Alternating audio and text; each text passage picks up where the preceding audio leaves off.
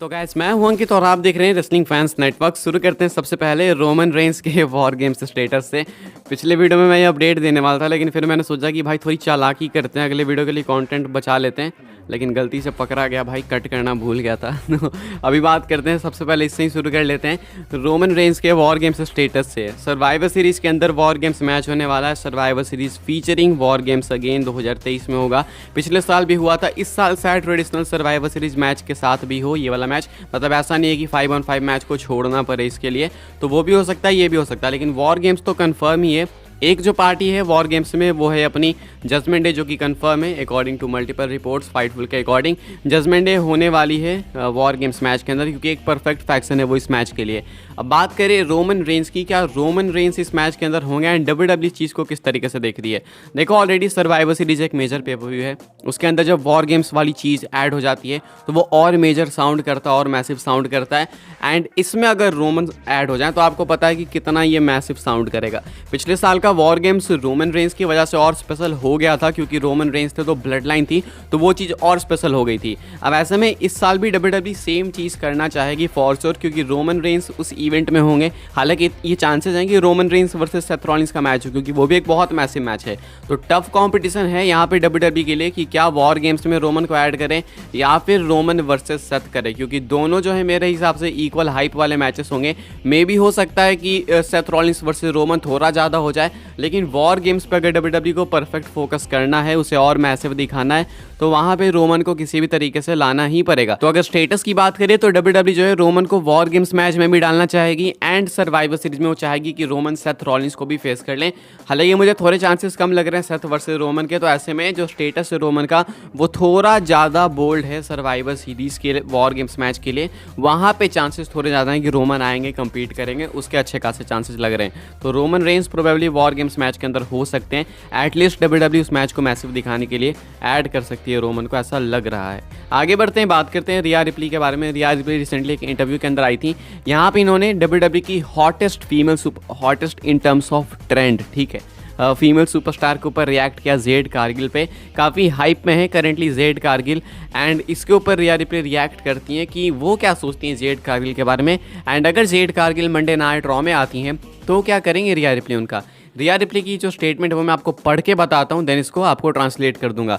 रिया replay कहती है interview के दौरान, I am very excited to see what she brings to WWE. I really am, like you said, she is a big name and a lot of people are watching and waiting for her debut. We don't know which brand she is gonna be on net, it could be Raw, it could be SmackDown, it could be NXT, no one really knows exactly what's going on. If it is raw, I mean that's my show, Mami runs Raw, the Judgment Day we run Raw.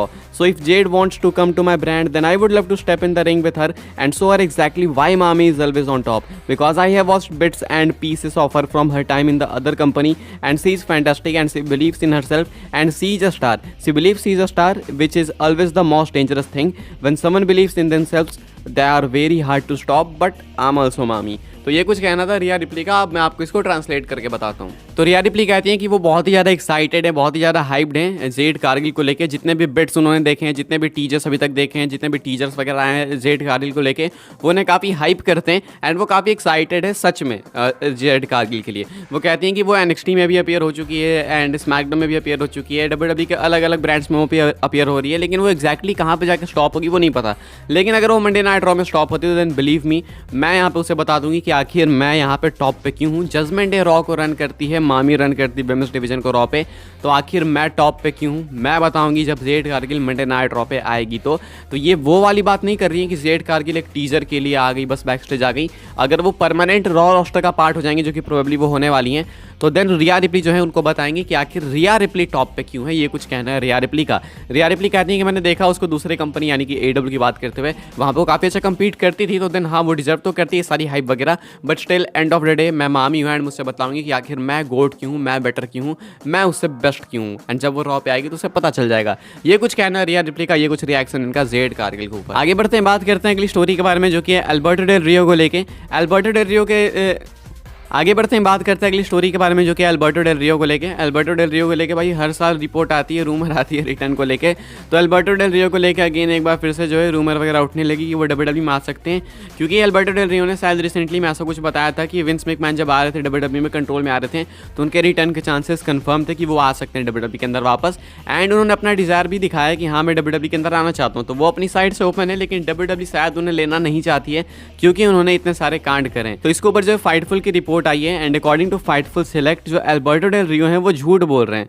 यानी कि कहना है इस report का कि जब Vince McMahon आए भी थे थोड़े बहुत कंट्रोल के अंदर, कंप्लीटली तो आए नहीं कंट्रोल में, लेकिन जब बीच में वो थोड़े बहुत आए भी थे कंट्रोल में, तो भी विंस मैकमैन नहीं चाहते थे कि अल्बर्टो डेल रियो का रिटर्न हो। यानी कि तब भी WWE इनको लेकर नेगेटिव ही थी। तो अगर ये ऐसी रिपोर्ट्स फैला रहे हैं, रूमर्स फैला रहे हैं कि WWE पॉजिटिव थी, मुझे साइन करना चाहती थी, तो वो झूठ बोल रहे हैं। यानी कि अल्बर्टो डेल रियो का रिटर्न कभी होने ही नहीं वाला था, WWE इनको बुलाने ही नहीं वाली वापस।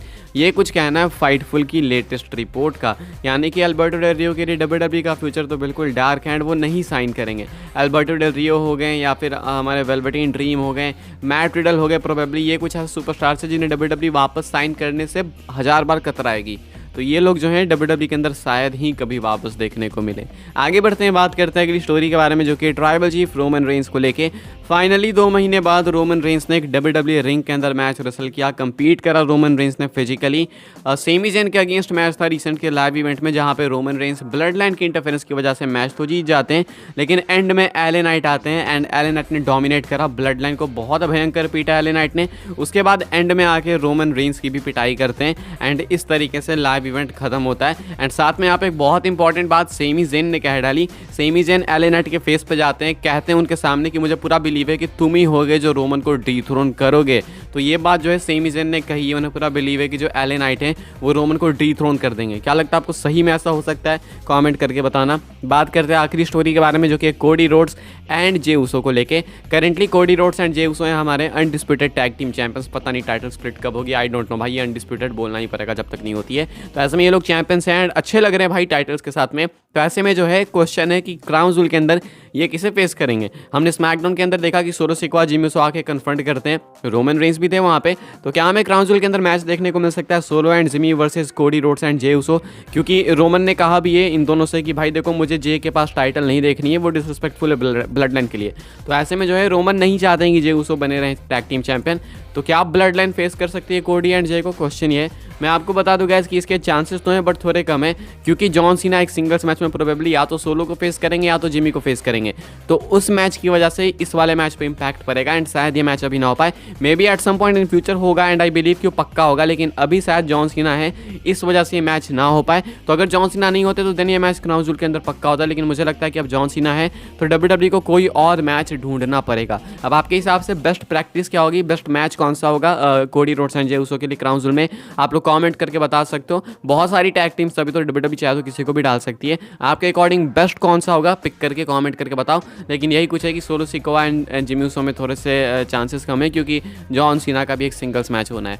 फिलहाल इस वीडियो के लिए यही कुछ अपडेट्स है गाइस। आई होप आपको वीडियो पसंद आई हो। वीडियो पसंद आए तो वीडियो को लाइक करें, शेयर करें, सब्सक्राइब करें चैनल को। आने वाले टाइम में ऐसी WWE न्यूज़ रूमर अपडेट्स पाने के लिए फॉलो कर सकते हैं आप लोग मुझे इंस्टाग्राम पे, ट्विटर पे एंड व्हाट्सएप चैनल ज्वाइन कर सकते हैं, लिंक आपको मिल जाएगी डिस्क्रिप्शन में।